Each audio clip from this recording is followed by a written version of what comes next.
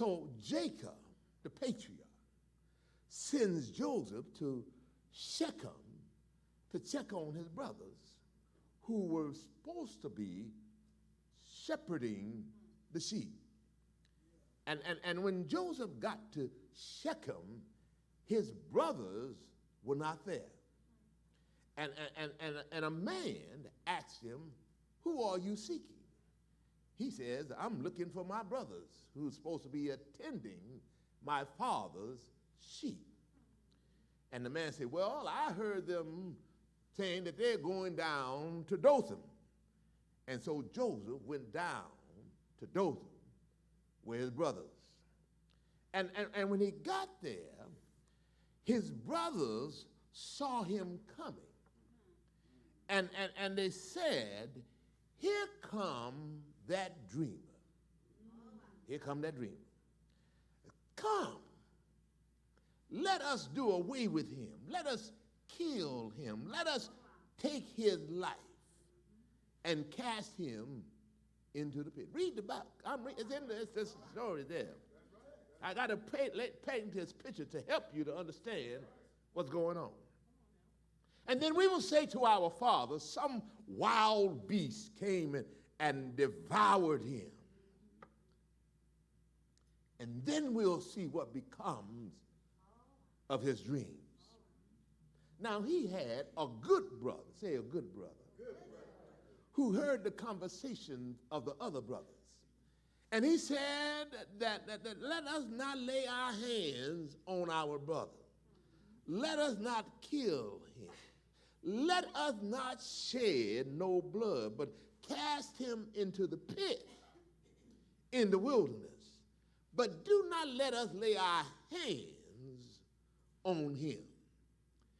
And Reuben's goal was to return Joseph to his father safely. And so, as Reuben moves out of the scene, the brothers are sitting down, and Joseph comes, and they strip him of his robe, his coat, his tunic of many colors. His father had made for him, like y'all did for me, made me a robe of many colors. Amen. And they took it off of him, and they stripped him, and they cast him into the pit. And the pit was empty. There was no water in it. And they sat down and ate a meal. Y'all listen to this? And then they lifted up their eyes and looked and saw a company of Ishmaelites coming from Gilead, and their camels bearing spices and balms and myrrh, on their way down to Egypt. Judah, his brother, said, "What profit us to take the young boy's life? Let us sell him into slavery. And then this burden of his flesh will no longer be on our hands." And the other brothers listened to Judah and did as Judah inspired them to do. And the midnight came, and Joseph was lifted up out of the pit and sold to the Ishmaelites for 20 shekels of silver. And they took Joseph down to Egypt. Then here come Reuben back on the scene looking for his brother to rescue his brother, but his brother was no longer in the pit. For they said to Judah and the other brothers, "The lad is no more. The lad is no more. We sold him off. We'll take his robe and douse it in the blood of the beast and take it back to our father and say, 'Father, a wild beast has devoured him,' and carry his pieces of his body off." They did just what they said they were going to do. And when Jacob heard this, now I want y'all to understand, Joseph was the son of Rachel in his old age. You know, last week I talked to Rachel was the one that he loved. Mm-hmm.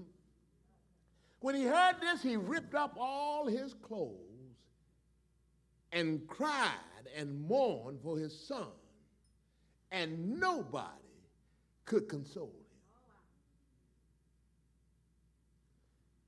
Now, while that's going on, the Ishmaelites take Joseph down to Egypt and sell him to Potiphar, the captain of the king's guard. Problems, problems, problems. Keep in mind, Joseph is only 17 years old. And all of this happened to him. The first thing, Joe, we realize when we look at this text is that Jacob was an uninvolved father. I just put it bluntly here. Jacob wasn't taking care of his business. He failed to rule over his family. His family was plagued with immorality, hatred, violence, and jealousy, distrust, and deception. And not only that, he allowed it to feather and to grow in his household. Brethren, sisters, when stuff like that going on in our house, we have a responsibility and a duty to put it down. Amen. Jacob displayed poor skills as a father because he lacked involvement in his family's life. And he placed his son Joseph in a dangerous situation because he was uninvolved. Let me put a thumbtack there for you.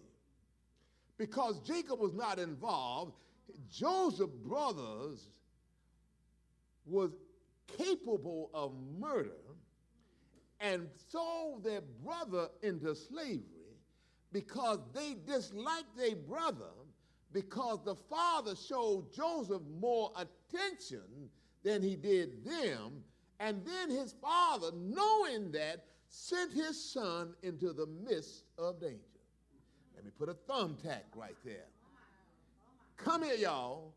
You who are parents of children, you need to take time and teach and instruct your children so that you do not send your children into dangerous situations without preparing them how to deal with danger when danger comes knocking on the door. Let me say it another way like this here. That means you got to take some time and spend some time with your child and teaching and preparing your child for the ills of society so that society will not ill your child. Come here. We live in a sick society. And this sick society is drawing our children in and making them sick while we sit back, idly back, kick back, drinking on our Starbucks, hitting on our Hennessy's and Coke Bossier. Amen. When we ought to be paying attention to our children and instructing our children. I feel like shouting right about there. We are blind and oblivious to what is happening in the world because of our inactivity with our children. And so we send our children off into a dangerous world. You know, my mom and daddy didn't teach me about the world, right? How to be prepared for the world. I had to learn the hard way. Say amen. And so when I became a parent, I made sure that my kids did not make the same mistakes that I made. Because I used to sit their butts down here. This is my check, that's the checkbook, and these are the bills.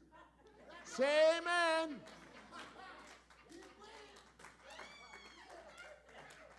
I told my boys, don't you let no girl whisper something up in your ear and think you a man, because I'm the only man. Come up in here, somebody. up in here. Amen. And I told my daughters, dog, don't you let that boy get you messed up and twisted up. Say amen. If they can't take care of you like I take care of you, you leave them to hell alone.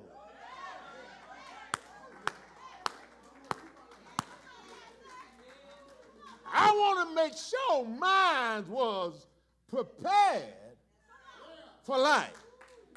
And even though they went out there and told me I was old-fashioned and when it experienced life for what it was, they picked up the phone and called me back and said, Pops, you were right. Say amen. So we have to prepare them for life situations.